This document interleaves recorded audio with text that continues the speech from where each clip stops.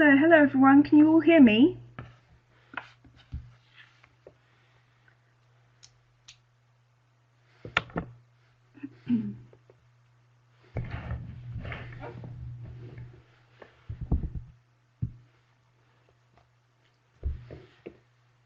So, it seems like everything's working okay, that's good news.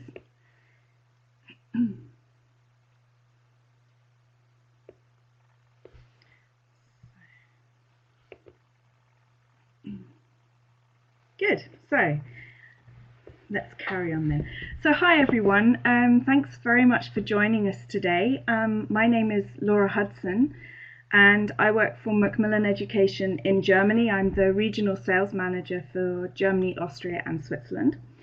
So I've been asked to talk to you about in-company English for specific purposes, the ESP titles that we have. So what I'm going to do today is give you an overview of the ESP materials and how they fit in with the in-company series generally, how the product itself is created and works, what types of students we have working with it in Germany, because I think it's very useful for you to know, as Germany is such a big business English market, I think it's quite useful for you to know what sort of students we have using it here and why they use it. And then look at the 5 titles in a bit more detail, give you a bit of background into why they are the way they are and what that means in the classroom. So finally at the end I'll go through the 5 biggest questions that we get asked by our customers here and how we're able to answer them. So I hope that covers as much as you need, but do type in questions as we go along. I'll try and keep an eye on it. I can't promise I'll notice everything. There is just one small thing I have. I was supposed to have I work from home. I was supposed to have a delivery this morning and it hasn't turned up yet. So if my doorbell rings, you might see me disappear for a minute, but I'm sure we'll cope. So let's have a look. So I'm hoping most of you are already familiar with the business English course that we have called In Company. The 3rd edition came out a couple of years ago. What we have done in the last year is bring out a series of ESP modules that complement this series. So In Company itself is for in-house training or students of business English. It's a general business course book, so it's all about training the skills they need in their jobs. The ESP then comes in with specific areas of business that we get requests for specialized courses. So this is what this is all about. The new ESP books can be used on their own or with In Company or with, dare I say it, a competitor title. But they're all compatible, and you'll see actually when you have them that the content is very similar to the way that In Company course books are created, so they match perfectly. So let's move on. What do we have? Well, we have 5 titles already for this new series.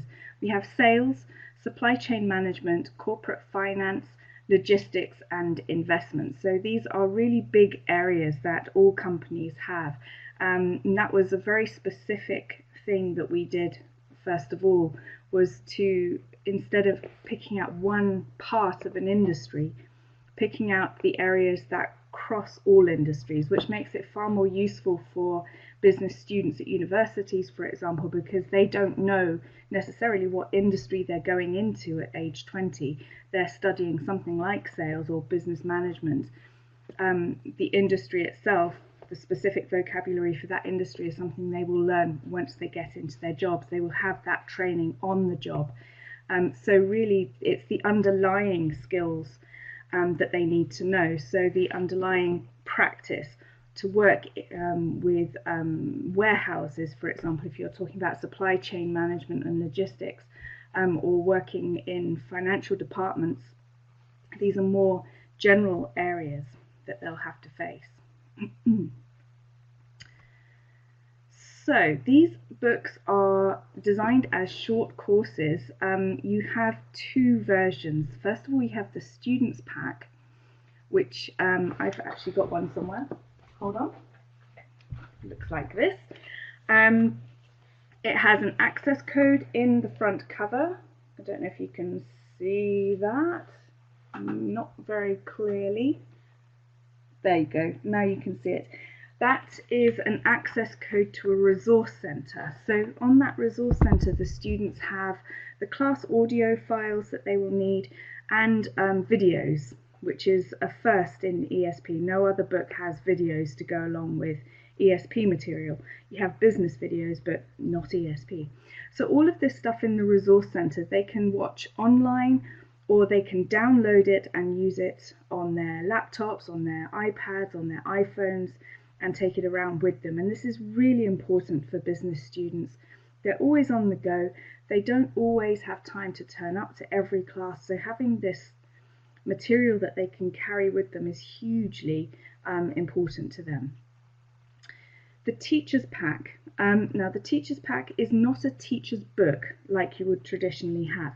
It is actually the student's book, the same thing as the students have, but the access code is different. That is the only difference. So you as teachers do not need to buy a teacher's pack and a student's pack. You only need the teacher's pack. It's very, very important. The access code for you as teachers, first of all, it lasts 2 years longer than the students' code. The students have it for 2 years, you have it for 4 years. So you also have obviously the access to all of that audio and the video. You have all of your teacher's notes. Obviously you need those to teach this. You're not expected to be experts in these fields as an English language teacher.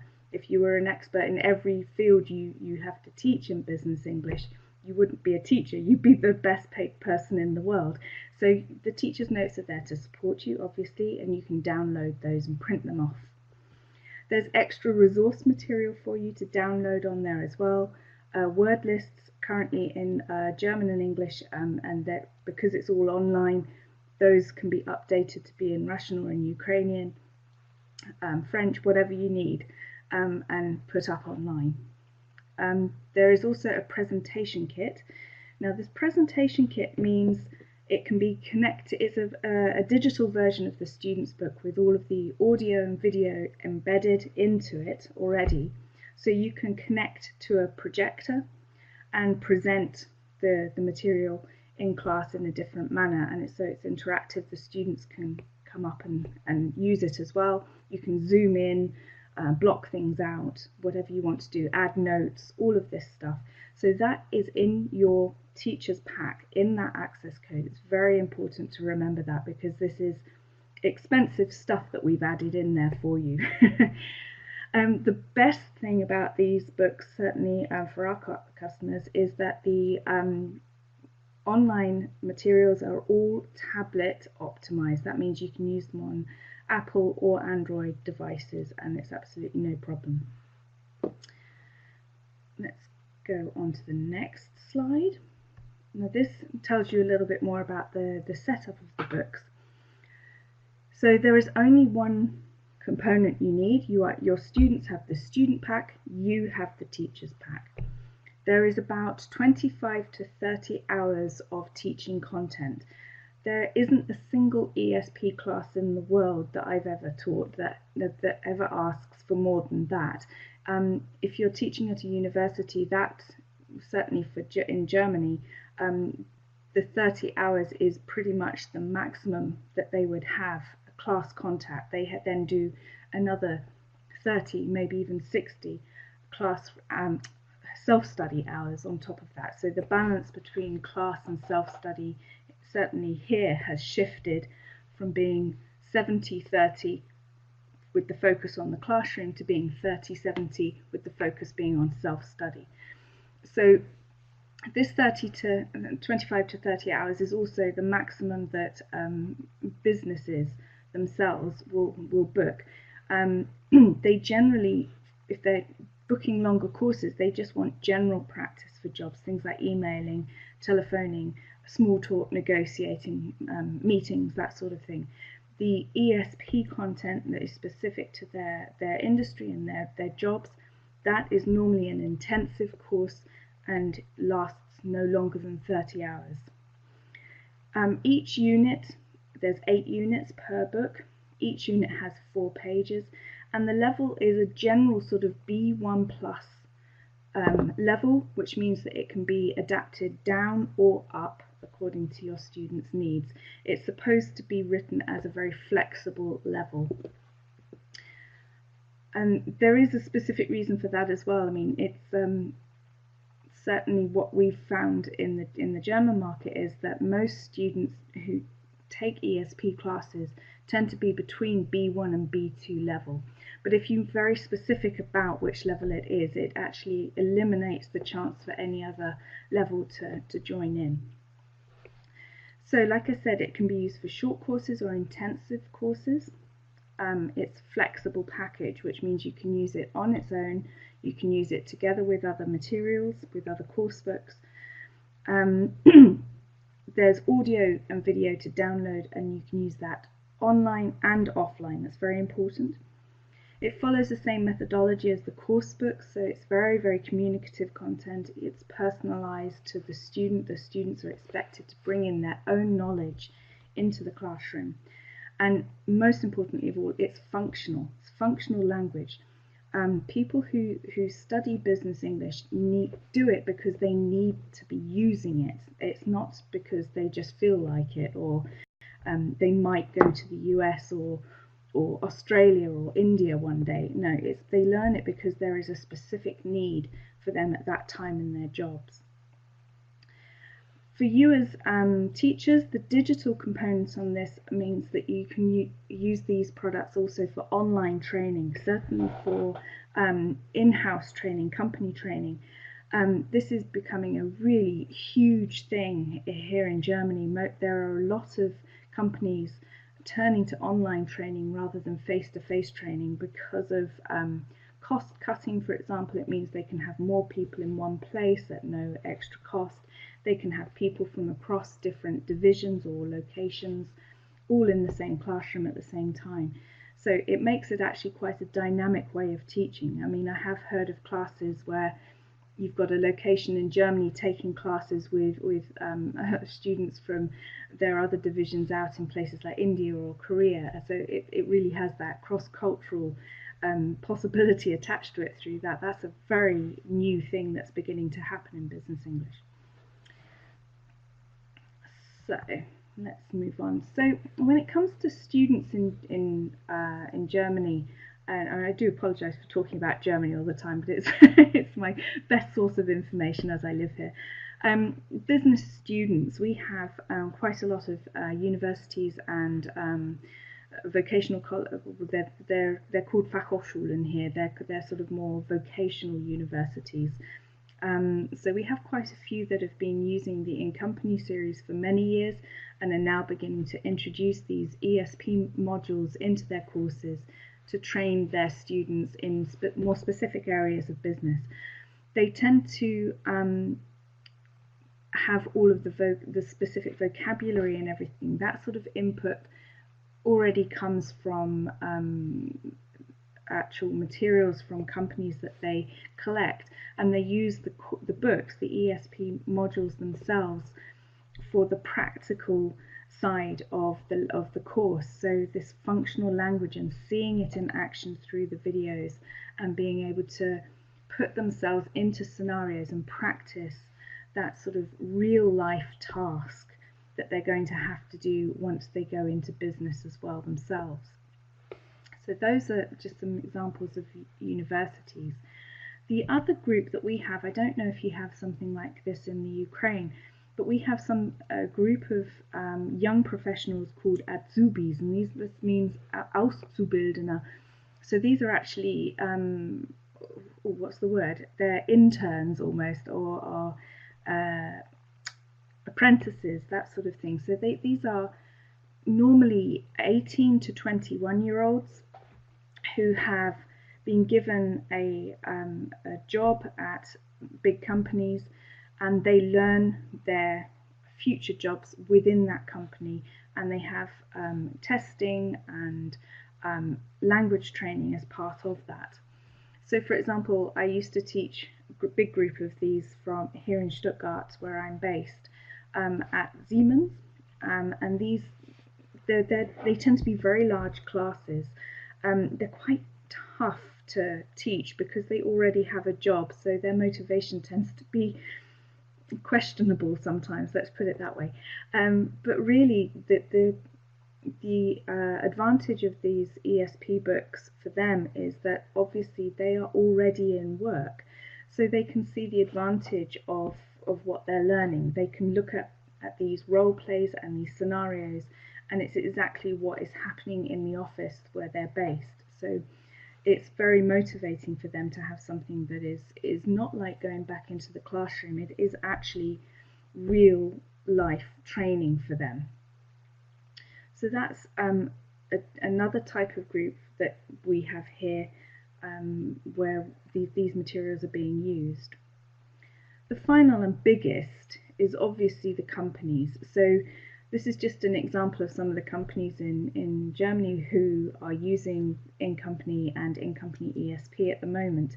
So you can see it's a real range of different types of companies, and the reason again why they've started using this material is because it's actual real life for them. It's not teaching them their jobs, it's helping them do their jobs better in English. That's the real difference between our ESP materials and the other materials on the market. Most others train in vocabulary and grammar and things like this, and teach the job, teach everything they think they need to know for their job. But the problem with that is that, and I used to teach ESP myself, the problem with that is that people who are working, for example, for big logistics company, they already know their jobs. They're experts in their fields. They do not need to be told. They don't really need to be told all of the vocabulary that relates to their jobs. They normally know that already. And they also don't need to have a focus on grammar. That is not essential to them. Grammar, of course, in language learning is important, but when it comes to ESP, we're talking about dealing with tasks. So grammar actually takes a back seat. It's all about getting the right message across. Normally, they're very specific situations, often emergency situations with or phone calls that come in, or meetings. So they don't have the time to think about grammar so much. It's all about content. It's all about getting a message across. So this is what these books are all about. It gives them structures that they can use in different scenarios and plenty of practice to be able to do tasks that they find in their everyday jobs. Okay. And the other thing is, if you think about the topics we have sales, we have supply chain management, logistics, finance, corporate finance.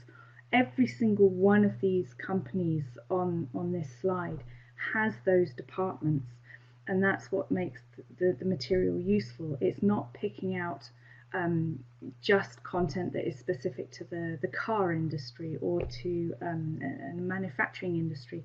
It's stuff that can be used right across a selection of industries. In fact, all of them. Every single manufacturing company has a sales department, for example. They all have logistics to deal with. They all have warehouses. So all of that's why it's so important to have something that crosses industry rather than being too specific. That is the real danger with ESP. It's either too general or it's too specific. So finding that middle ground is really difficult, but hugely important. So let's move on to the books in more detail and explain a little bit of the background. Now, there are two authors for these courses. The first is Ed Pegg, who wrote some of the levels of in-company. I don't know if any of you have ever had the chance to see him. He quite often does webinars for Macmillan, so do try and catch him if you can. He's really a very, very motivating person to watch. He teaches business English in London. I can't remember the name of the school. I probably should, but I can't. And he's quite academic in his background as well, so he brings in a lot of real expertise into the materials. He does a fantastic workshop on listening skills and how to do active listening, and how to give frameworks to real low-level students to help them survive in high-level situations. So I would absolutely recommend, if you get the chance, or have a hunt down on the Macmillan website later for any of his webinars.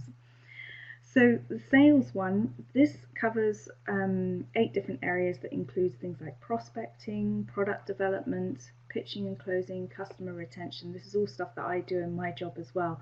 I've had a look through this sales book because this is my field, and it absolutely does what I do every day. So things like product development might come as a surprise to some of you, but actually that's a really important part of sales, because you're out in the field, you're meeting the customers all the time, and that information needs to be fed back to marketing departments, any kind of department that's involved in the creation of new materials and new products. So it is actually a very important part of sales. And what really helps here is obviously that video content, because it brings that language to life. A lot of ESP students, certainly in my experience, it's quite it makes them a little bit nervous, let me put it that way, because it's almost like telling them that they have gaps in their knowledge for their jobs. So that's, they're all experts in their fields, so they come into this language classroom with a weakness. And certainly I've also taught a lot of classes where there's somebody like a manager in the group, so it has been known in classes where you've got one or two who refuse to say anything for the fear of being wrong in front of a superior. So things like the video are really important, because it brings everybody down onto the same level, and it allows them to discuss somebody else rather than themselves. And I think that's a very calming aspect. It's also an easy thing to do. Video is easy homework, certainly. Business people never do homework. It's also really useful for your business students, because obviously they have very little experience often of what it is like in a company. So actually seeing something in action, or hearing a professional talk about their roles, is extremely important for them. It gives a little bit more context to what they're learning. So that's sales. Now the next 4 are kind of more connected. Now we've got investment and corporate finance. Now there is a very specific reason why there are 2 books that cover what is essentially the same area. Now my colleague here in Germany, Ian Collins, he has an MBA in business, and he used to teach in the Stuttgart region as well, funnily enough. He used to teach at Porsche and Ferrero, and he used to teach their finance departments. He was a really good source of information before we started this course. If you think about finance is a huge field. It contains so much information. The problem is, as I said before, if you cover the whole of finance in 30 hours, you are never going to do it properly. You're never going to have enough specific information for most groups, you'll only focus on something very specific. So this is the problem with materials that have in the past. They're either they skim the surface too much, so that it's not really useful for anybody, or it focuses on one area, for example auditing, too much, and makes it irrelevant for the rest of the class. So what we did was I actually sat down with Ian and I said, okay, financial English, what does that involve? And came up with enough for 2 books. So we then broke it down into topics and came up with corporate finance and investment. So corporate finance, this is things like forecasting and budgeting, looking at financial information and reporting it, auditing and giving financial advice, that sort of thing. Whereas investment moves very specifically into more of market analysis, asset management, things like mergers and acquisitions come in there as well.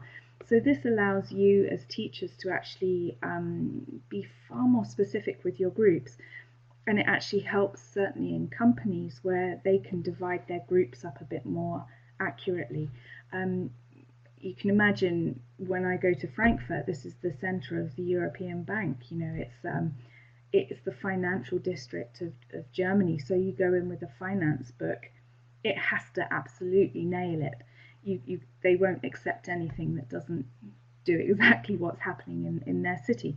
So the good news is that this is being used quite across the board with our customers in Frankfurt. So we've obviously done something right. So I think that's the biggest compliment I can give you for this material. So like I said, I think it's so important with ESP to find that fine line of being specific enough but not too specific that it alienates.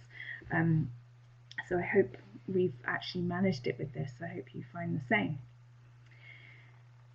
The same thing happened with supply chain management and logistics. Now, we're all salespeople at Macmillan, really, that you have contact with. So, of course, we have to deal with warehouses, shipments, delays, distributors, all of this sort of stuff. And it became very, very clear when it comes to logistics, it's the same issue as with finance.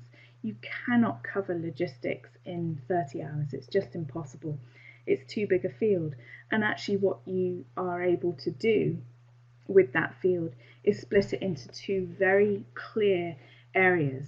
So supply chain management, really you could label as being the pre-sales logistics. So this is creating supply chains, gaining customers, talking about things like returns and dealing with that. The other side of it is post-sales. That's the logistics part. So that's talking about shipments and obviously managing shipments and transportation, packaging. That, I mean, anybody in the Macmillan sales teams will tell you just what a nightmare packaging can be when it goes wrong.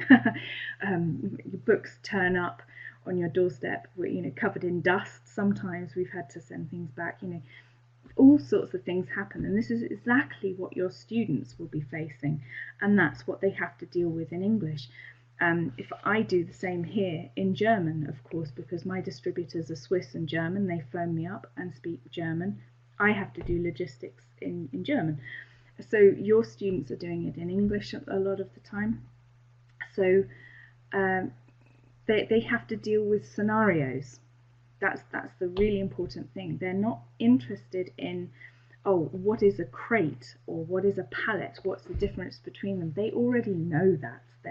That's their job. They don't need you to teach them that. What they need to know is how to deal with pallets that have been overloaded by the shipper and have damaged the products. That's the scenario they have to deal with. So that's what these books do. They deal with that real life problems and scenarios that come up. And again, like I said, for pre-work students, it's exactly the same reason why these books work for them as well, because they don't know enough about the industries they're going to be working in yet, but it helps pre-deal with those scenarios, so when they turn up in their jobs, they're all ready to go with anything that might come their way. Actually, logistics for me in my job is absolutely the hardest thing to deal with. It's so complicated because there is such a long line of people involved, and it's often very difficult to find out where the problem has actually occurred. So yeah, I hope your students find that this helps them. Are there any questions so far? I'm probably opening a can of worms by asking you in the middle, but go ahead if you've got any questions.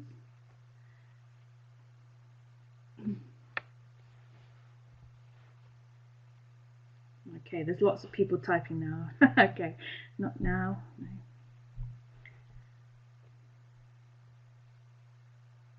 No. Okay, so I'll move on. There don't seem to be urgent questions. Do you have anything, geologists, biologists? No, unfortunately we don't at the moment, I'm afraid. Not for geologists, biologists. Biology and geology, the only thing we possibly have for those, we have 2 books that cover geography and science, so they're vocabulary books. So I can't remember the name of the title. It's Science Vocabulary and Geography of Vocabulary, I think. Those would be the closest we have, but they're not course books as such. Vocabulary, any advice? I assume you mean work-specific vocab. When it comes to ESP, generally speaking, they have the vocabulary for their jobs because it comes up every single day for them. And actually in companies, very often the company language is English because they're dealing across international markets. So really the vocabulary, for me, it's more about functional language rather than vocabulary when it comes to ESP. They really need those structures to be able to drop vocabulary in. And also there is plenty of company information online that students can read and apply to their own scenarios. So vocabulary is for me with ESP is less of an issue than having those structures, that functional language. English for researchers, English for research would come more under English for academic purposes. We do have a book called Writing Research Papers, which is part of our writing series. That would be my advice there. Environmental science is nothing, I'm afraid. And IT is another big area, and actually the problem with IT is that as soon as you write it, it's out of date. So I doubt we will ever have a book on IT for exactly that reason. Everything changes far too quickly. That's something that I would be more interested in doing as an online course that could be updated every single day if necessary. So keep your ears open for IT. It's not an absolute no forever, but it certainly won't be printed, I'm afraid, because it just changes too quickly. The most general book covering business English from us is In Company, definitely. Okay, so let's move on. I've got a book for woodwork. No, we don't have anything for woodwork or interior design, I'm afraid. My father's a woodworker, but I don't think he'd be very happy to write a book. I think it would scare the life out of him. But okay, so what I wanted to do as the final part of this session was to give you the biggest questions that come from our customers here and how we answer those. So the first thing with regards to business English, like I said, is online training. Do you offer online training? This is because here in Germany, certainly, and I'd watch out for it in the Ukraine as well if I were you, we are seeing a huge increase in the number of online language providers. There are companies like Babbel and LearnShip who are offering quick and easy fixes. Obviously, you sign on, you learn English, you go away, but obviously they make their money. People drop out very quickly, but why should they care? They've got their money, they've got their sign-up fee. But it does mean that the problem for the language schools and the universities here is that this is stealing students away from them. So for a language school, it's hugely important for them to be able to offer the companies online training as part of the package of business English that they offer. So with both In Company, the coursebook, and these ESP materials, you have that presentation kit that I mentioned. This is the digital version of the students' books, and this can be presented online with a system like we're using now with Adobe Connect or with other systems that are like WebEx is a big one here, for example. So this is actually making our customers more competitive here. This is a really important thing for us. This online training. It's been a bit of a nightmare the last 2 years for the language schools, let me tell you, but they're making a bit of a comeback, thankfully. So that's the first big question we have. Oh, the other thing as well with the online training, this is something that's also important at university level, because it allows you know, you can have that sort of face-to-face training, and you can offer the online training so that the classrooms are freed up. There's a big issue here with space, especially with the refugee crisis that we've had. There's a lot of classrooms that are being given up to make room for those classes at the moment. So online training is a really big thing to remember. Can you supply English training for our industry? Of course we can. That's what this whole ESP is all about. And like I said, that the advantage with these ones is that they are not specific to one industry. This is a big mistake that a lot of people have made in the past, where, you know, they'll have English for the oil industry, but actually I've spoken to an author of one of those books, and he said to me it's really only 10 to 15% of the oil industry, so calling it English for the oil industry is not exactly correct. It's part of the oil industry, and that's exactly the problem for ESP teachers. If it goes that specific, it's actually irrelevant to too big a group of people. Whereas if you take something that is used across industries like logistics, then you have a far greater chance of getting courses, which is of course what all teachers want. They want more business. So yes, you can supply English training for an industry. Can you book 30 hours to start with? Now this is a question that has come up more and more in the last 3 or 4 years because of financial crises and all of these sorts of things. Companies in particular are far more reluctant than before to book 60 hours, 90 hours, even up to 120 hours, which is what I used to have when I was teaching. I was very, very lucky to teach at that time. Most courses book 30 hours.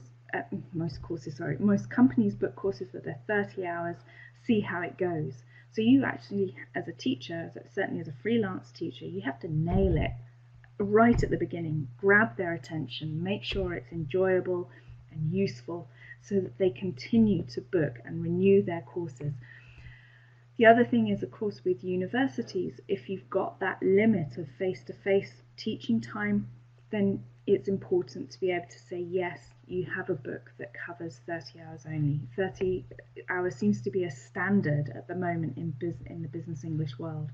So you can do this with the ESP. That is exactly what that is for. And in-company itself can also be adapted to bring it down to 30 hours. Actually, each level of in-company can be broken into focusing on specific areas. So if you take the intermediate level as an example of that, there are 5 units in that course that focus very much on meetings and takes the student through from understanding and clarifying information to actually negotiating and coming to agreements. So you can actually break down that business material as well. Okay. We do have guides on how to do that for in-company, by the way, so don't panic. It's all in the Teachers Resource Centre. There's it's called a fast track guide, so you can actually break down the course. You don't have to do it, it's done for you. You just choose which track you want to go through the book. Can our students study on the go?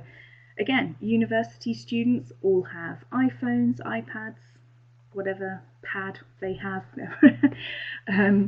and business students as well. They're always travelling, they've always got some kind of tablet with them. So yes, this has to be an absolute yes for business English. Of course they can. They can download content from their resource centres. There are online workbooks for the actual business course itself. So yes, they can study on the go, absolutely no problem. There's also digital versions of these books if your students are particularly forward thinking and don't like print anymore, or maybe they're environmentally aware, I don't know, there are digital versions of these books as well. So there's a question about the level of sales and supply chain management. All of the ESP books, all 5, are B1 to B2. We're sort of across those levels, so they sit somewhere in the middle of those so that you can adapt up or down. So yes, Andrew, it's around an intermediate level. So, can you offer custom-made courses? This is another thing that's really important, and the companies want exactly what they want and nothing else. So you have to be able to say yes to them for that. And the same for students as well. They come in to learn something specific. So yes, everything about the in-company series, whether it's the course book or whether it's this ESP series, it allows you to offer flexibility in your teaching. So you can also combine, I don't know if Macmillan English Campus is something you would use. This is our blended learning platform. So you can mix all of it to create your own courses. So that's another yes for your customers. Best available study guide for students of physical culture, sports and health. Oh, I don't, Valentina, I'm sorry, I don't know anything about those areas, I'm afraid.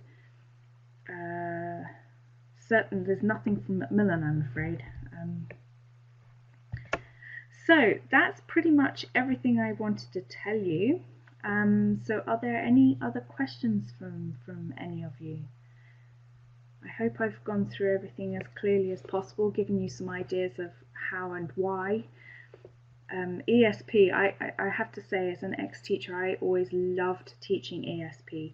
I became quite the expert in a number of different fields. It's very exciting, especially if you have the chance to actually go into companies and do it. You get a very privileged insight into how companies work. I used to teach at Copenhagen Airport, for example, and had an all-access pass. I taught so many different classes there. Very exciting stuff. So, no, there doesn't seem to be any more questions. I'll just give it another couple of moments.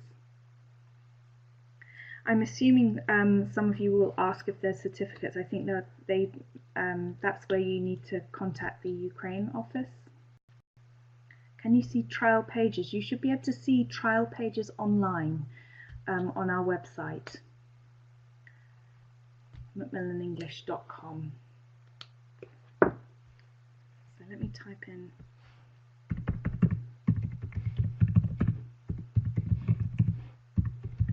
Okay.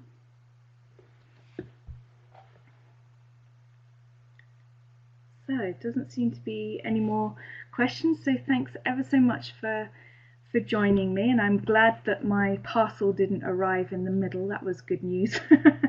So perhaps see you all again soon, maybe in the Ukraine itself or here online. So thanks everybody for joining us, and have a really lovely day.